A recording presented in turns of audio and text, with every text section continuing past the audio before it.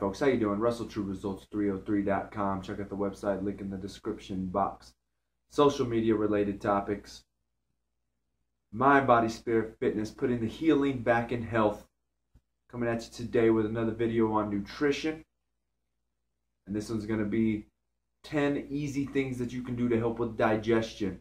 If you're someone that has digestive issues, stomach discomfort, could be constipation, major constipation, severe constipation, whatever the case may be, this is going to help you.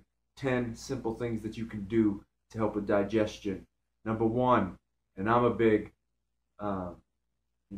doer of this one. I've always done it. For a long time when I was younger, I actually chewed tobacco for probably 3-4 years. So spitting. This is a big one. Cut out the spitting. All right, because in your saliva, that's where the digestion truly starts. I can't remember which macronutrient it is. I think it's carbohydrates, to where there is a chemical in your spit that actually helps you digest carbohydrates better.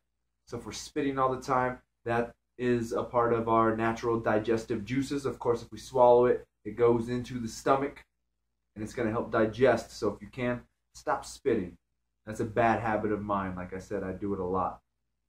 Next thing is going to be, before you go out and eat, you're eating at home, whatever the case may be, don't drink any water. Same thing with afterwards. Don't drink any water, any soda, any beer. Don't drink any liquids. Because once again, we've got to realize that the stomach is an acidic environment and it is digesting the food. And if you're drinking water before, after, during your meal, or any liquid for that fact, you are going to be reducing the acidic content of your stomach. So that can also lead to the inability to digest your food properly. Next, of course, is eat more fruits and vegetables. And that's, I got it down on my list as well, fiber. But of course, at the beginning, you need to ease into it. If you're someone that doesn't eat that many fruits and vegetables or fiber, you don't want to go just from 5 grams a day all the way up to 50. That can lead to digestive issues as well, digestive discomfort if you go too high on the fiber right away. So slowly ease into it. Next, I'm just going to go with fasting. Give your digestive system a rest. Let it relax. You're always eating, you're snacking. If you're trying 5 meals a day, 6 meals a day, whatever the case may be, just go without eating for a little bit. Let your digestive system slow down, recover, rebuild itself. Next, I'm going to go with a pre or a probiotic. Now, you might not know the difference. If I remember correctly, a prebiotic, if you take that, that is more of food for the bacteria in your digestive system. Now, if you're going to take a probiotic, now you're just introducing bacteria back into your digestive system. So prebiotic is food for the bacteria. Probiotic is you're just introducing bacteria back into it. And if you think about it, maybe a prebiotic might not be the way to go, because if you have bad bacteria in there, all of a sudden now you're just feeding the bad bacteria and encouraging it to grow even more. So you might want to start with probiotic first. Next, we're going to go with fermented foods. It's the same thing. It has that pro and prebiotic components in it. And the big ones are sauerkraut, or I don't even know how to pronounce it correctly. Let's see, kombucha, something like that. Some fermented tea or something like that. Fermented juice. I think I've drank it once. I tried fermenting my own foods.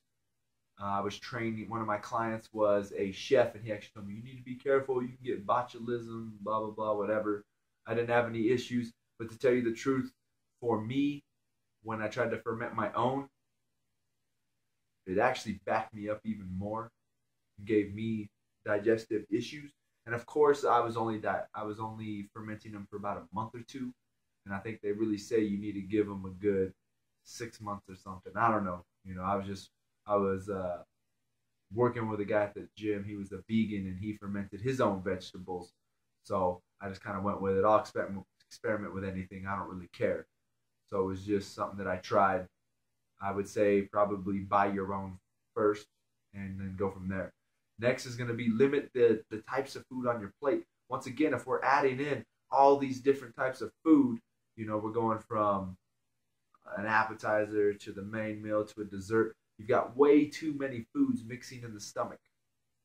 And when we have that many foods combined in the stomach, every different type of food has its own digestive juices to digest, right? Protein uses different chemicals or whatever it's going to be, digestive process than carbohydrates.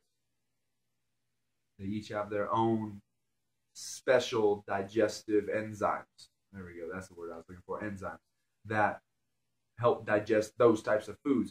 So if you've got all these different types of foods in there, and now all of a sudden you've got enzymes fighting with each other, trying to get around each other to the other food, and it's going to cause major digestive discomfort. So maybe we need to relax and kind of slow down and not use as many foods in your meals. Next is eat real food. If you're eating processed foods all the time, chips, macaroni and cheese, pancakes, cereals, anything like that, tortillas, and a majority of tortillas and breads, these are going to definitely stress the digestive tract and make it difficult for you to digest your food.